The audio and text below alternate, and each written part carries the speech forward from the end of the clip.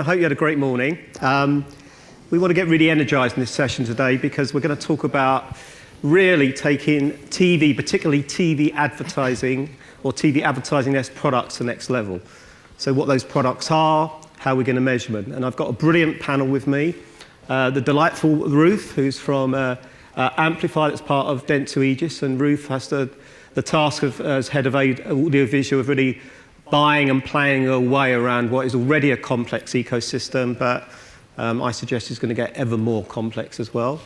Then I've got the lovely David, who's going to tell us an awful lot about next generation products. Jean-Paul from OMD, who has a global role, but also linking really advertising and technology. So we're going to hear a lot about that. And yes, we are going to have to mention that word data. I know it crops up everything, but hopefully it'll be data in a very specific and focused manner. Then Jeff Ills from Sky, heavily involved in the back-end build of AdSmart. Obviously now, since the Comcast purchase of Sky, has life-changing money. So I saw him arrive this morning with Madonna's bodyguard. The wondrous Pierre Figer, who is not wearing his gilet jaune today. He's from escaped from Paris, and he's going to hopefully, in the civilised, what are they, civilised lands of the UK? I'm not sure after yesterday's Brexit debate, but he's going to tell us a little bit about what he's doing as well. So we're really going to focus on these kind of core areas, I suggest.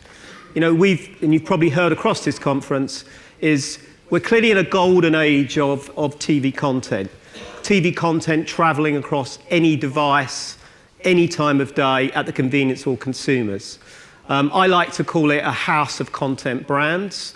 I think there are many challenges in that ecosystem I don't want to go into today, and it's not my case, but I suggest simply as a consumer being able to find the vast scale of content that's out there now is itself probably going to be one of the biggest challenges we have. But we're just going to park that.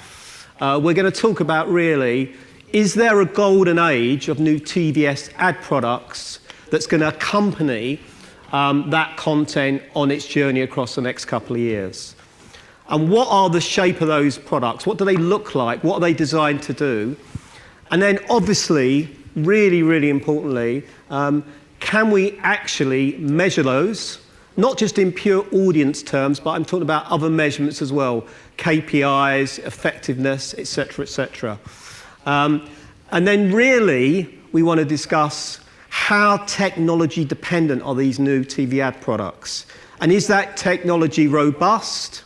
Can it deliver? Or will it lag behind the business curve? Because there are some examples, I think, where we've been very excited by some technology, but just hasn't delivered on that business KPI.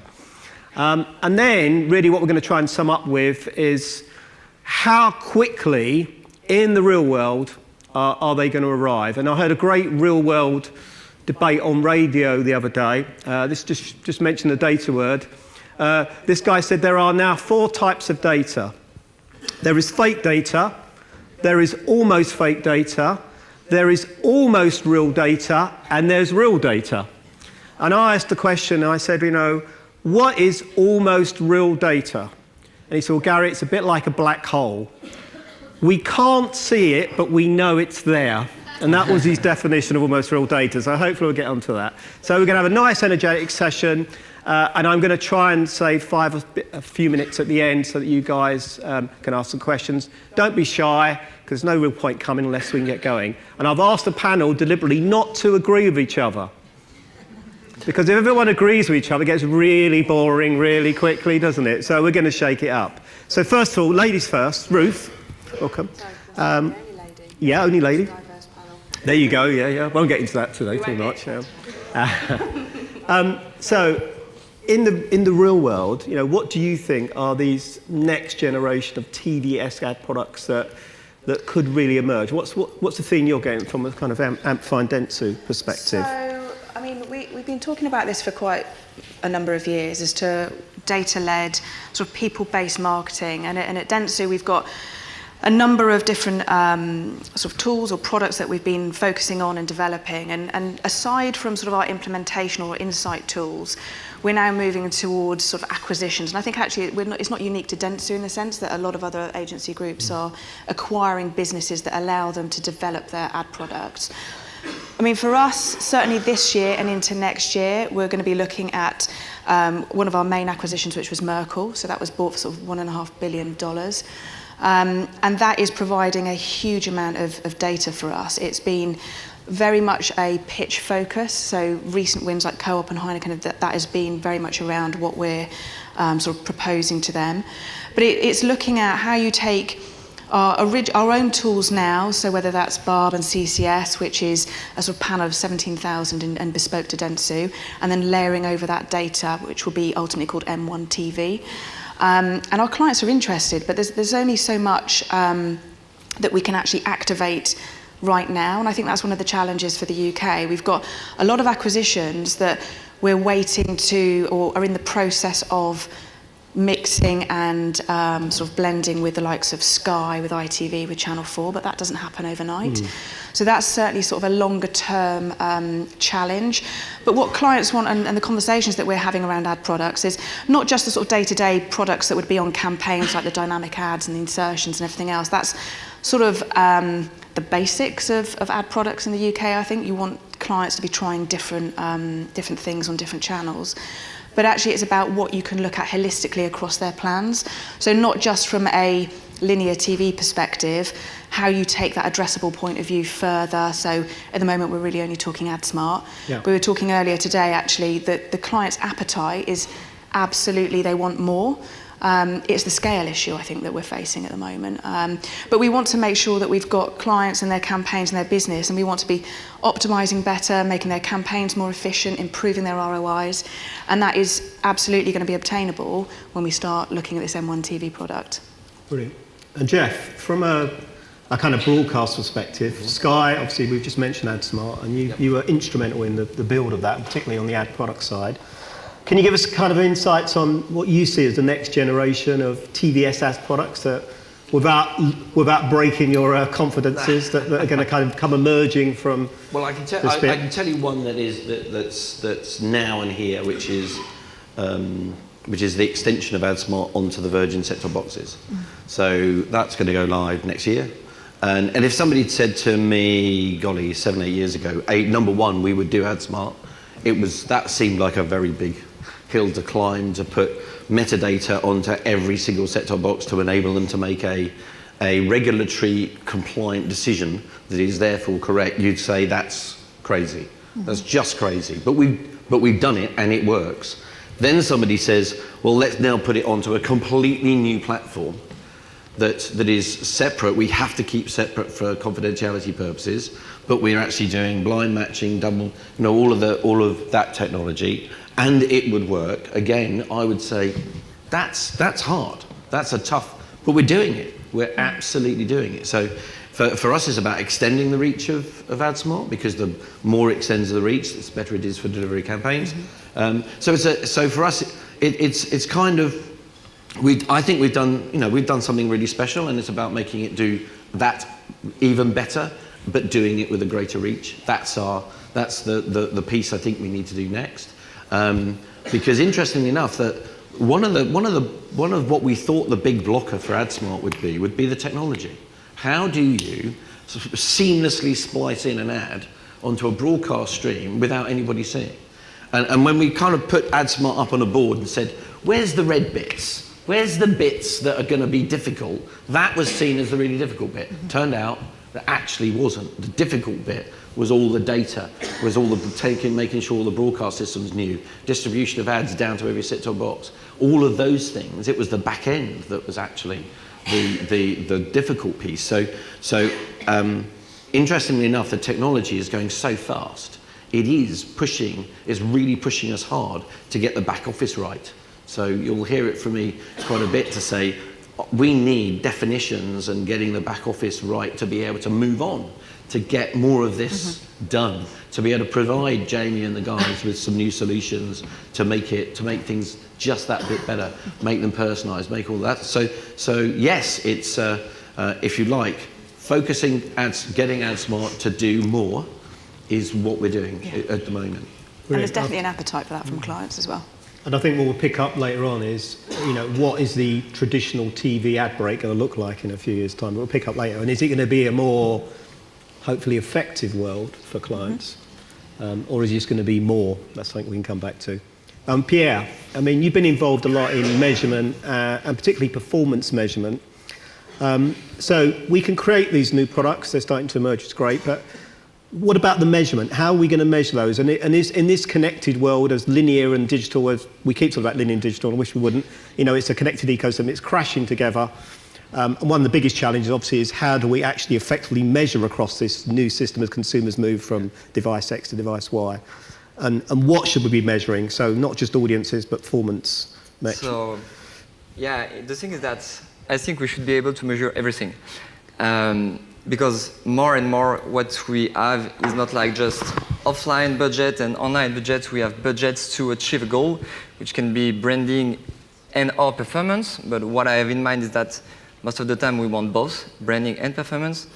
And the thing is that over the past few years, we have been able to measure more and more in an efficient way all the online investments, but not really the TV, in fact. So what the people who invest on TV want, I think, it's to be able to really just have a whole picture of their media investment that includes the TV. And so more and more, and I think I will speak for me, but we have tools that are able to measure the real efficiency of the TV on the business of the brand. So basically, when you're investing on TV, for sure you have attention, you have branding effects, but you also have huge engagement on the business of the brand. So, and if you don't take that in consideration, first of all, you will attribute all the benefits of your TV campaigns to the online medias, which is bad because TV has a huge impact, and most of the time at the beginning of your conversion funnel. So you really have to take that in consideration.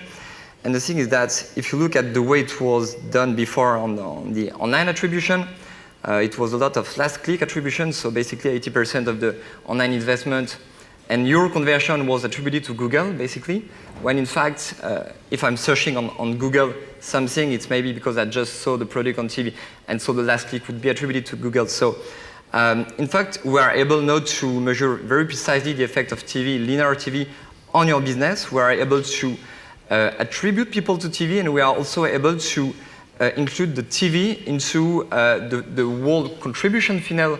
So basically say, when I download an app, when I will visit a website thanks to this TV, I should be included into the whole contribution analysis, included my online media. And this way you can see that TV has a huge impact. So yeah, I think tomorrow it will be done this way, maybe with one tool, maybe with many tools, but you have to be able to understand everything, to have similar KPIs, not just branding, but like engagement, conversion, because TV is bringing that power to the brand, and they have to see that.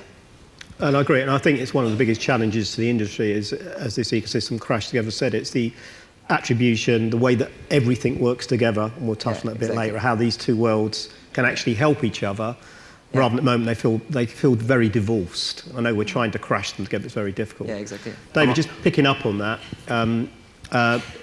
obviously we've got this brilliant content, but obviously, and viewing is still strong across it, but obviously we've got this mass fragmentation of viewing. So no longer we just got 4 channels delivering an audience of 10 million each, suddenly it's spread everywhere. So, and getting the right eyeballs to the right campaigns is obviously one of the biggest challenges. How do you see that currently shaping out? Yeah, it's interesting because you've got fragmentation in terms of more channels from which to distribute content, and actually much more production of content as well. I mean, you take long tail in YouTube. And then you also have the time offset watching as well. It's not all synchronized like it used to be in the linear world in terms of what the online delivery has done.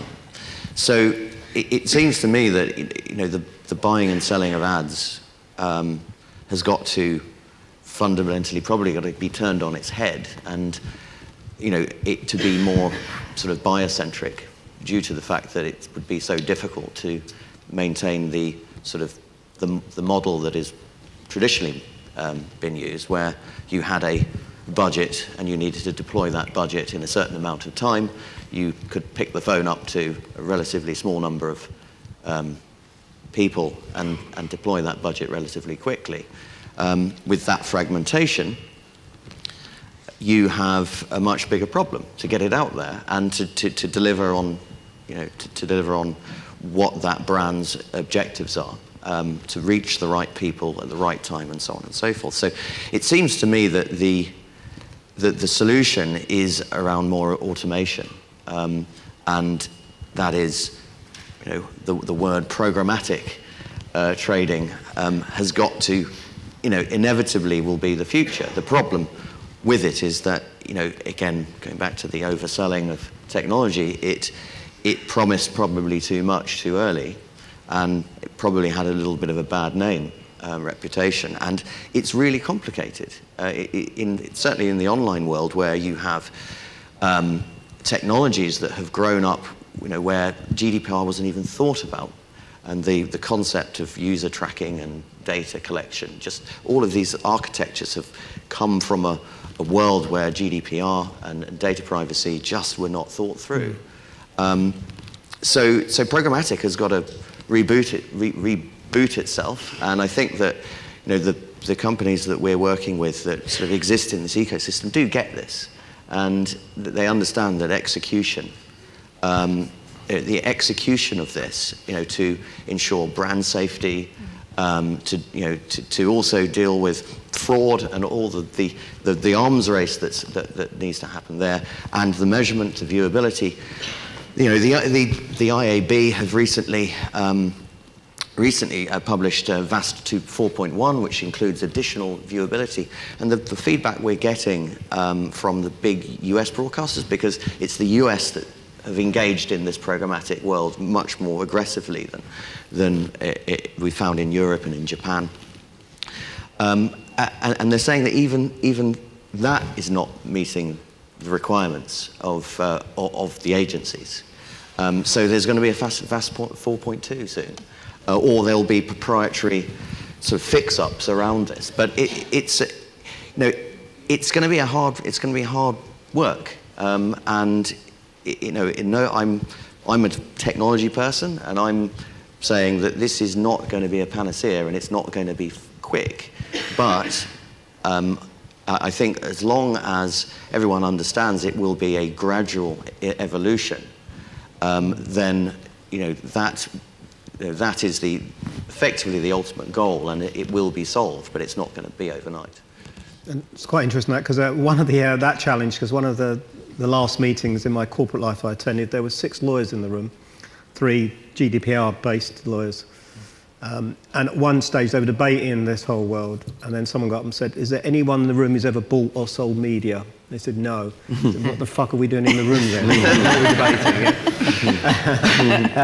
debating? John Paul, right, so we're going to mention that word data, but I'm going to say for the next few minutes, data is our best buddy in the world, our friend, our lover. So how can we use data actually to make TV even more powerful? Yeah, so we, having spoken at this forum for a few years now, we were talking very theoretically 4 or 5 years ago of what you could do, and then in the last couple of years it's been the very little tests. What we now have, I think, is a solid and developing infrastructure of data gathering within TV and also around TV. So whether that's coming from set-top boxes and census level data, or kind of the personal data in first and third party, or the contextual data that's being a lot more organised, we're now starting to find kind of proper valuable use cases that also do scale to the level that actually you start to notice the outcomes from it. So I try to put it in kind of 3 value mechanisms for TV. So one of these things is better distributed. And when I say distributed, I mean distributed in the sort of statistical sense. So not better distributed through a channel, but just the GRPs, the impressions, they are better distributed along the curve. With fragmentation, we've had challenges of the fact that you might buy a certain level of GRPs, but actually the people who you're reaching not enough, the 0 and 1, and the people you're reaching too many times, the 15, 20, 30, have grown. The distribution has grown there. But actually this data, this technology, and the fact that we can scale up through broadcast VOD, through addressable, through other channels, means that we can start to manage that a lot better. So that might be through analysis with census level data to really look at the value of those zero-rated spots and find that there are people who are viewing this stuff, and actually a hugely valuable audience, because the people who view zero-rated spots, the people who don't really view the mass programs so much. So actually, where our curves start to tail out, we can generate more reach there.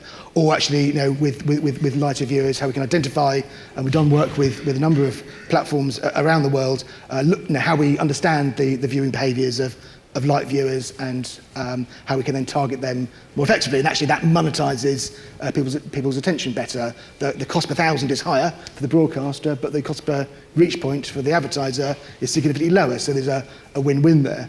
And then we also have the notion of better placed, so how we're using contextual signals to more qualitatively buy our inventory. So the things that Channel 4 are doing with AI and trying to understand, looking at the semantic analysis of the text coming through the subtitle feed and the metadata, and even machine vision, actually looking at what's going on in the broadcast stream, allows us to identify specific interesting little moments. And Channel 4 are very excited about what they're doing in that space, and we're thinking up use cases there of for a jeweler brand. It could be actually where you identified where people are proposing, or where there are big family moments. Those are setting people up emotionally to really engage more with the ad. And then thirdly, the notion of being better connected. So that might be better connected across platforms. So the various different measurement systems that are being developed in the UK, Médiamétrie are doing with 4-screen planning in France. These things are scaling up. So and also what we're doing with things like the leverage of the great assets that are out there. So what ITV's done with Love Island and just the different partnerships they have, that will be placement in their product placement, and partnerships that are going on the online offerings. There's all sorts of better connected initiatives that are centred around maybe the spots, but also are leveraged and utilised in many interesting ways. So it's a really exciting time for us. So data is no longer going to be a dirty word. I can wear data is my best buddy badge soon. Yeah. Very much so. I think it's we need to avoid this notion of data as this kind of reductive idea that we're just targeting people, and it's all about retargeting and some of the things that kind of were the first use cases from the online world. I think really much that data is a creative platform, and how you think about it's just a tool that enables you to be more creative. I like that thought. I like that thought. Data as a creative platform. That's brilliant, because I think that puts in a much more positive place. Jeff, let's just join that up with what you said earlier about real data, semi-real data, fake data. Okay, so let's get our feet and put them firmly on the ground, right? Because if there's one, we try. Well, we do innovate all the time. So on one hand, it's about trying to make TV better, blah, blah, blah, all that. We're with that 1,000%, and I think we've demonstrated that very clearly and over the years. But there is a however, there is a but here. And the but is that as things inevitably fragment more and more, we talked about it, well, I talked about it yesterday, about linear TV is about a lot of people doing the same thing. And when a lot of people are doing the same thing, you have a panel of 5,000, and you can say 5 million people, we think 5 million people, we statistically know that 5 million people watched a programme. You then go a bit deeper and say, what was that programme log we sent? Where did that, 2002 was the first time that broadcasters actually sent logs to Bob electronically. 2002, okay? And if you saw the quality of the data sitting on those files, you would be quite surprised of the quality of data that sits in some of the broadcast systems about the way the programme is identified. So what we've got to do, we need to do, and we are doing it, and actually for Dovetail we're doing this, is looking very, very hard at making sure we can identify the programme absolutely down to episode. Yeah, with metadata that sits on the side, which drives all the things about contextual and all those things. But we've got some plumbing to fix. Yeah, we've got some plumbing. So my kind of mantra for the last 2 or 3 days, and in fact, I mentioned it even the last 2 years ago, which is we need common standards to identify commercials. So there's very few countries, and we are one of them, all right, that identifies the commercial uniquely. And every broadcaster in the UK transmits the same commercial with the same number because we harmonise it. That's unusual. No, that's some experience. That's unusual. So we have gentlemen like these guys that have to take an audio file. Have to take an audio file. You leave the French alone, Jeff, please. Right. They don't have problems of their own at the moment. You leave them alone. Okay, but isn't it interesting? We transmit a commercial. These guys listen for it and go, "We think it's this." Well, why don't we tell them? Why don't we say it's this? It's one. One is the Coke ad. Sorry, I'm getting... Totally agree, right. I think we've been in a place, though, where we haven't, as UK TV broadcasters, spoken or shared enough of how brilliant we are. And we're in a place where we're seeing sort of TV spend decline. And you were talking earlier about that sort of TV and digital, the data sort of feeling divorced. It does feel divorced at the moment. It's felt like that for at least the last 2 years. And I think there's a lot of clients and agencies are wanting sort of more collaboration from broadcasters, and it's happening. It's definitely going in the right direction. I think from this time, fast forward another 12 months, we'll be in a really positive, brilliant place, particularly with Barb looking at different measurement tools. It'll be great. We're looking forward to it. I mean, that ad copy point, I mean, is absolutely critical for a programmatic ecosystem to really be effective. The UK is amazingly, really ahead. Way ahead. We're way ahead. I mean, I look at the US and everyone does their own thing, and in the online world, it's completely different to that which it is in broadcast. I mean, broadcast, you have companies that exist, AdStream, IMD, Honeycomb, and so on, that provide canonical sources of these ads with metadata, with compliance checking, and all of this, and that's how TV is able to maintain brand safety and do all of the things it does due to the regulatory framework in which it exists.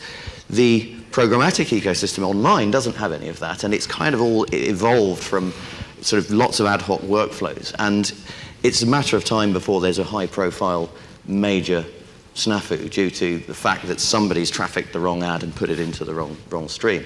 What we need to see in the online space is the extension of those broadcast practices, and I think the UK is a great template to extend that out to programmatic, not just for brand safety, but also for the more mundane mechanical things that we do. We stitch ads into streams. We have to get those ads, we have to transcode them ahead of time. So if you're doing a real-time bidding in the middle of a match, you need to have the content pre-transcoded ahead of time, so you need to know what's coming down down the pipe. In the US, you have many, like 10, 15, 30 copies of the same ad coming from different supplies, and all different formats. All different formats. We have to normalize them. Yeah. Doing that in real time is ridiculous. You just can't do it. So you have to do it ahead of time. That's what we do. Basically, just based on that, on that, the thing is that, and one of the questions is that you cannot wait till the end of the campaign to optimize that campaign and to understand what just happened and where my ad was broadcasted. So if you are able in real time to understand what are the ads actually, you can then make action, understand, and optimize. And so you can do it using metadata because, for example, you just have one provider, one standard, or you can do it by analyzing sound, picture, and recognize all the ads in real time. And in fact, so this is something that is possible now. But that's after, seriously, that's as it's happening. We need it weeks before. We need it all coded up, weeks before in our systems and harmonized with everyone else where those harmonization points agree. It's not dissimilar to barcoding. Okay, so if you take that barcode and you bought that water in 5 different supermarkets, your till receipt would almost certainly say 5 different things, because that is the base code, but with the attribution of the name is done at the retailer.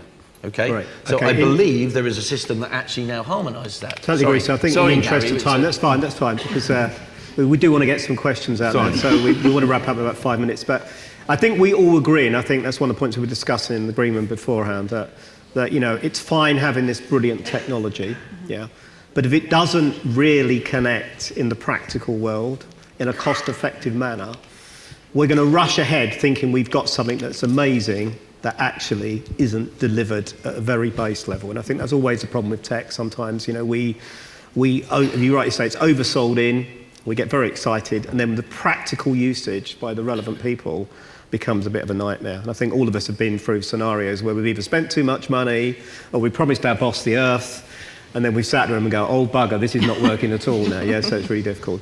I just want to quickly run along the panel, and then we're going to have hopefully 5 minutes to questions. So I'm just going off a little bit piece now. But one of the things, in my perspective, is that we've also got these two elements that operate in this ecosystem. We've got the traditional brand building element. That's always been seen as a longer term thing. And then we've got this thing called, let's call it brand activation, which is much shorter term, yeah? And they haven't really lived in harmony. No.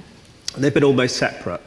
And what I'm interested, just as a kind of final bit from each of you as we go along, is this new world going to allow those two now to actually synchronize and begin to operate in a much more cohesive fashion? Or are we still going to have two separate kids in the room? Ruth? I think for the foreseeable, we're going to have two separate kids in the room. I think an ideal world would definitely allow us to have all of that data to be able to marry the two up. But actually, I think agencies, we need to do a bit of an education piece. To have, we're in a place, economically at the moment where there's a lot of nervousness, clients are pulling spend. We're in that short-term frame of mind, and that isn't going away.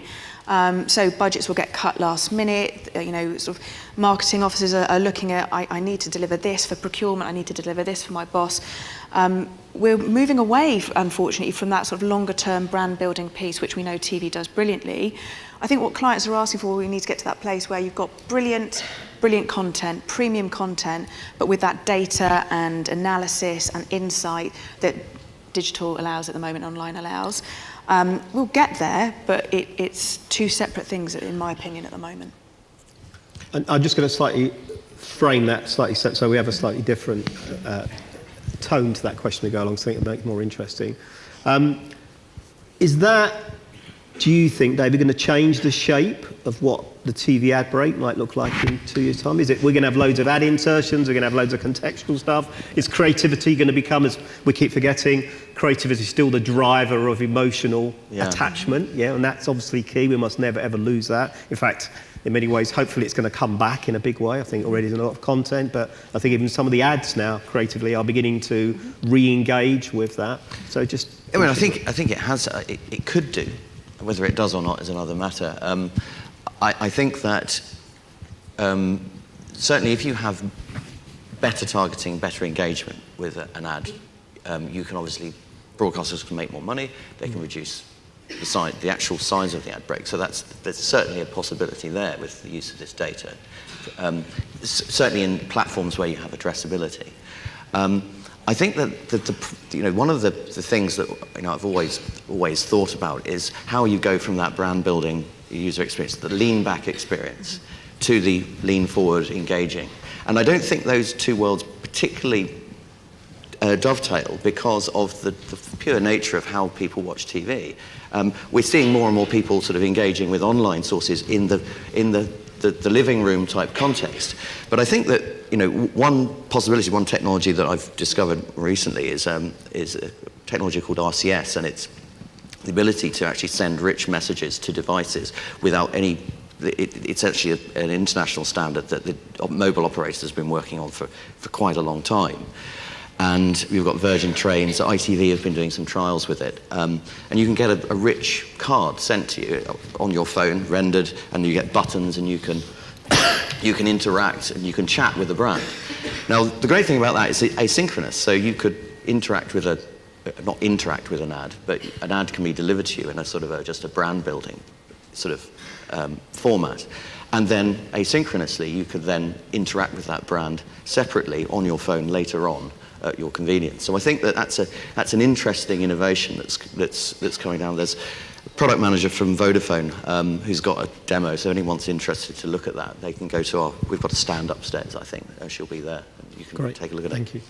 John Paul, so interactive advertising, brave new rich world, or false dawn? interactive advertising is quite an old term in a sense. I think my core message here is that we should not be looking at these digital technologies, the things that are being born in the digital space, as being some kind of external other threat. But actually, there are lots of innovations there which the TV world can learn from and embrace. The world of addressability, I think, is the fundamental there, and the fact that we can, TV can be now useful to build a brand, even for a small brand that can't afford a mass campaign. That might be speaking to a specific niche audience, but actually you're getting 70, 80, 90% penetration of that niche audience within that community. That might be location-based, that might be historical, it could be anything. So the interactivity element, I think, is possibly less important. There will be places for these things, but I think it's just the ability to essentially utilise the consumer's attention more effectively. And I think that's what consumers also want. They want to see more relevant stuff, and are, if they enjoy that experience, then they'll happily partake. And we have lots of evidence and research to kind of back those core points up. Jeff, will the tech to deliver, and when? Well, we're doing it now. Seriously, on the key part of the AdSmart project was measuring AdSmart. So we have a set-top box panel of 500,000, growing 3 million set-top box panel every single day. And you can absolutely use that for linear measurement and, of course, AdSmart measurement. So AdSmart takes you very much into a world of outcomes, and we're very, very keen to show that TV can not only deliver brand but can deliver outcomes, absolutely. And again, we're doing that every day, mostly with the new AdSmart customers. But where we're getting a lot of traction now is custom data from advertisers that give us their outcome data. We can match it with the viewing data, again, all compliantly, all GDPR compliant, and say, did you realise that actually these people did actually go through and buy? Yeah, and you can then use that to do more. We're doing that a lot now. And I can only see doing more and more and more of that. If you speak to Jamie, it's one of the very big things that he's very keen on in interacting with advertisers and agencies to absolutely look at advertiser outcome data. Brilliant. And finally, Jean-Pierre, back to this kind of performance measurement. How quickly do you think, in reality, that we've got a TV campaign running and it's backed up by lots of, there's digital activity surrounding it. How quickly are we going to be able to put a marker down to say we can measure effective performance on that? So, in fact, actually, we can do a lot of cross-media scenarios at the moment that goes from the TV to the final conversion online, for example. What is hard at the moment is to be exhaustive and to be able to understand the global impact on TV, on online conversion, stores, and like all the aspects of the conversion you could measure. But basically, I think that the TV is at the beginning, then you have online acquisition, conversion, if you just speak about more like the online TV to online world. And to be very concrete, like three examples of what we can do right now is to say, so after a TV ad, if I'm going to search the product on Google, I should be sure first to find the website, okay? Because as a brand, and yesterday I think I was speaking about that, if I'm Kia, if I have a Kia commercial and then I want just to find cars, maybe I'm not going to find the Kia website. Maybe some of the competitor would be highly ranked, and so the power of TV would be limited by the online. So first, make sure that you can be top ranked on AdWords after your TV campaign. Then, if you are able to understand who have been exposed to a TV ad, you should go from like a big reach to an individual experience and say, maybe the guy who reacted to a TV ad within a commercial break don't have the time to convert, so maybe you should retarget this guy. And this guy is very important for a brand. When I'm reacting to a TV ad and that I engage to the web, I mean, I'm very, very close to the brands, okay? So if we can understand that someone has reacted to a TV ad, we can then also try to engage a similar audience on the web that are based on a pool of exposed people. So because those guys are really interested for the brand, so you can also try to get more reach on the digital based on the TV audience that you just engage into the web. And as the last example, what we do more and more, but what we really have to do, I think, is to personalize the experience online. So basically, if you have two kind of creatives on TV, you should be able to address the right message at the guy that is engaging to the website or downloading an app after a TV ad. So yeah, make cross-media scenarios and goes from the big reach to individual experience that That's what Sorry, I we're think we doing just now. got, so we got to stop, hold it there. I think we got time for a question, Justin? One question from the audience. Better be a good one. One question. Sorry, can we bring the mic down here, please? If you just say who you are and where you're from, that just sort of...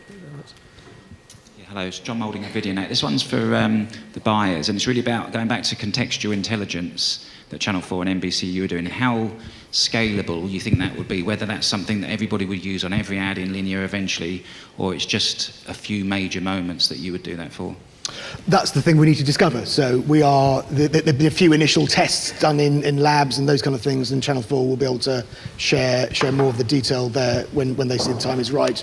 We're thinking up use cases. So the fact is, for many brands, it won't be, if you can't think up a really solid use case, it probably isn't worth doing. Where there's a really solid use case and where we can see that pathway between a contextual moment and then just the ad makes more sense, I think there's value, but we need to quantify that.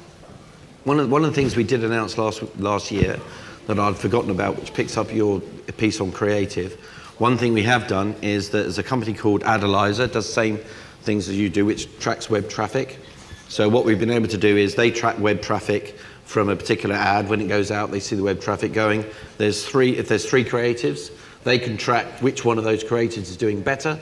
Using Carrier that changes the rotation pattern, they put that information into Carrier and automatically changes our system without us, if you like, doing anything. And that's real kind of using automation to react almost daily to a creative doing well or not so well. Very interesting, yeah. Great, thank you. Yeah. Thank you very much. We almost got through an entire panel without Jeff Eels mentioning Carrier there. Absolutely, I got it in at the end, Justin. Yeah, we know. Gary did promise us some friction, some debate, but I believe the entire panel sort of agreed at how good the British are, which I thought was quite amusing. And also, we got through an entire session without mentioning millennials. So, well done to Gary and the panelists. Give them a massive round of applause for their efforts. We're going to be back in here at 11:40, and the why question has come up an awful lot. We talk about the power of television, but brands love spending with Google and Facebook, and we have all the answers in this room at 11:40. I implore you to come and see this research that is on next in this room. Thank you very much, ladies and gentlemen.